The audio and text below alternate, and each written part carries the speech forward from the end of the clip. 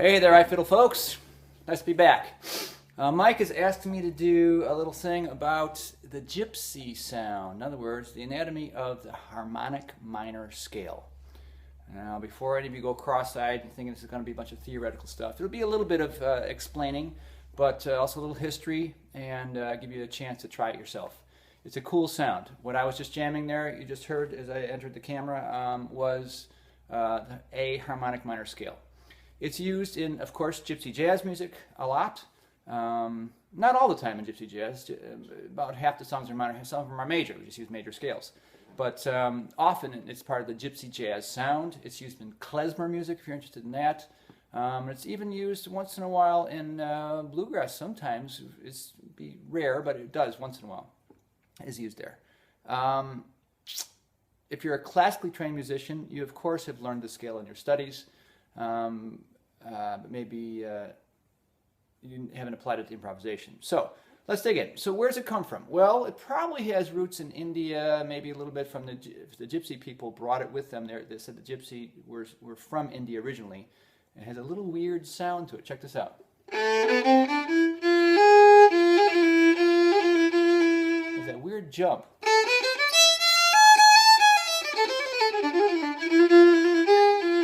Alright, so it's got a little bit of an Eastern flavor to it, doesn't it? In classical music, of course, they used the harmonic scale, or they started just inventing stuff to help them have better harmonies within a minor key. A pure minor scale, which does not have that jump,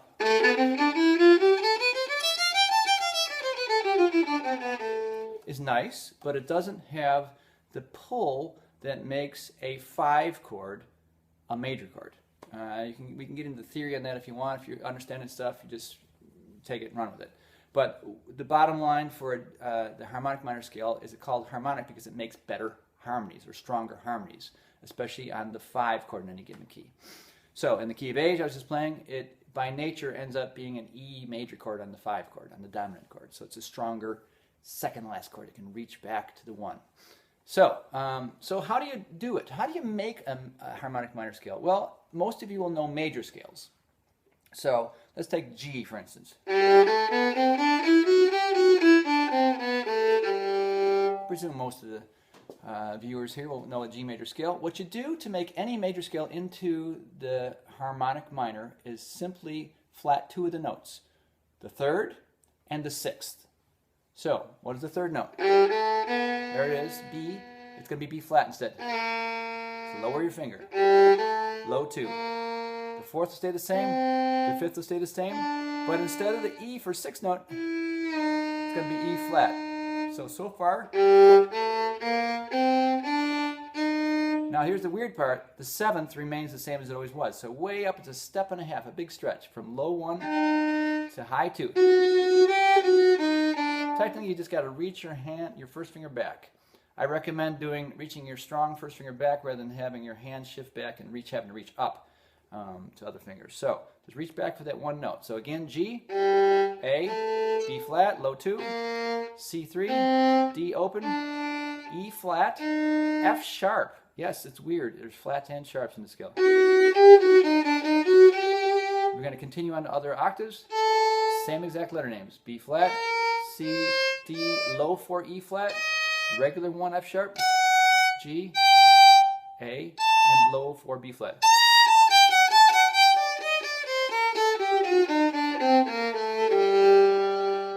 That's the gypsy sound. Let's try it in a different key. The key of D, very popular in gypsy jazz music.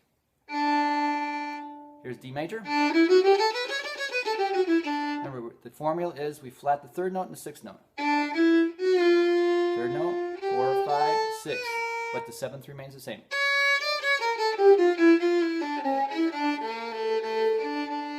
Lots of tugs and pulls with these half-step relationships, isn't there, in this scale? How about the A one?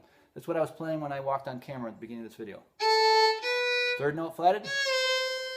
And again, flatted in this, if you're not familiar with the number system, flatted doesn't mean it's going to be a flatted note. In this case, the normal note in the A major scale was C sharp, so we're just lowering it a half step, so it goes down to C natural. C sharp to C natural, that's called the flatted 3rd. 4, 5, flat 6, way back there, low 1, regular high 2, G sharp. And the lower octave, G sharp, F natural low 2. You can reach back to the 7th and back to the root. So there's 3 very popular keys in the Gypsy world. Now, why are these keys easy? Just like a lot of styles, the main instrument in the style dictates what key so that the soloist can be free. This is why in bluegrass music almost everything is in key of D, G, and A, because we got all these open strings and stuff. It makes it easy for us. You don't see bluegrass tunes in key of E flat a lot. So just the way historically it developed. And it's the same thing with Gypsy jazz. The main guy in Gypsy jazz, it was Stefan Grappelli. He was very well known for switching keys that weren't traditional keys to make it easier for him in the fiddle. So if it's okay for him to do, it's okay for us to do. And that's why a lot of the Gypsy jazz songs were in G minor, D minor, A minor. Once in a while, E minor, and some other keys, B minor, I've seen a few in. You can apply these same techniques and same theoretical knowledge to those, if you like, as well. Let's see. So, troubleshooting, anything to improvise with this, you just mess around with it. It's just, now, in my own history, I should explain this. I spent 20 or 25 years in the pentatonic world, playing as a jazz fusion violinist and then as a zydeco violinist, digging really hard into the rootsy pentatonics, 5-note scales. And my fingers can fly on those things, or could. And then at one point, about 10 years ago, I found myself as a member of the Gypsy jazz group Babik. You can look them up on the internet. It was a great group. We just disbanded recently, but I'm proud of our recordings and history. Anyways, I had to practice. I had to woodshed all over again. Not because I didn't theoretically understand it. I learned harmonic minor as a classical student in my teens, but because my fingers didn't know it. The muscles in my fingers did not have the memory for harmonic minor, and I stumbled for a while because I wasn't free with it. And in improvisation, which these styles we're talking about have a huge dose of, you need to get your muscles used to it. So I would recommend just running the scales up and down and messing around with them just to get not your brain in place for it, but your fingers. Your fingers have to fly over these scales in order to be able to improvise freely. So that's where it's at. So doesn't have to be any big deal, doesn't have to be a masterpiece composition, just wander around.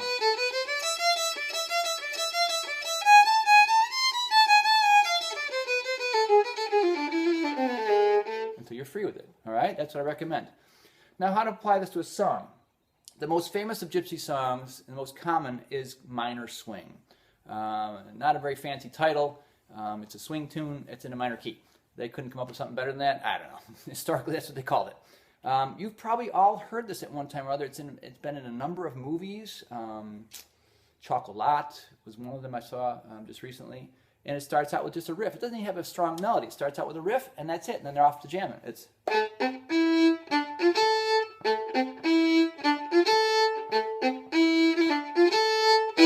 two, boom, boom, boom, boom.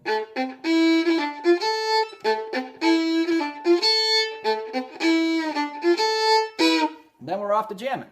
So now, in this song, which any of you want to contact me, I'd be happy to give you a jam-along track to. You can approach Mike about that. He'll contact you with me. I think that's how it'll work. This song is completely diatonic. That means within the key. All the chords in it are made from the A harmonic minor scale. So that means you can just take the scale and kind of go nuts. Do whatever you feel like. Over every scale, over every chord in this song, that scale fits. So A minor is the first chord. Then there's a D minor. The 4 chord is often minor in these keys.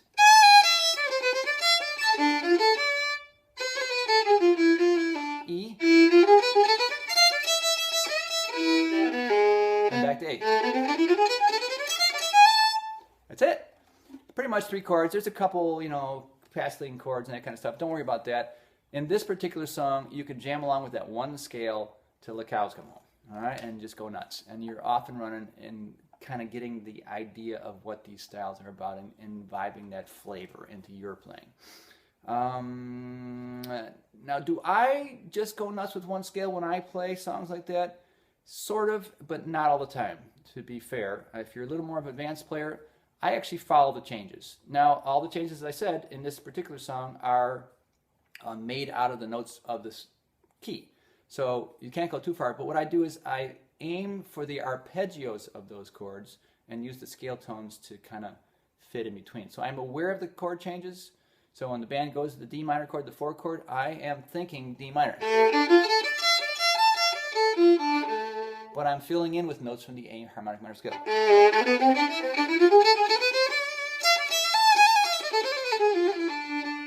When it goes to the E chord, I'm thinking E. But I'm filling in with notes from the scale. Now this has an F in it that's kind of weird in the key of E. And the C is kind of... But that's, excuse me, that's the joy of the Gypsy sound. It's got these weird half-step pulls and tugs and pulls. If you're more advanced, you'll know that on that 5 chord, that E7 chord, the F would be a flatted 9. A 5-7 flat 9 chord is very common in the Gypsy world. So if that's over your head, don't worry about it. Just jam with the scale and go nuts and have fun. So that's basics of some Gypsy jazz and harmonic minor scale stuff. I hope you enjoy, and I hope to hear from you. If you'd like the track to jam along on this song, I'd be glad to give to any of you for no charge. So, amen, and happy jams.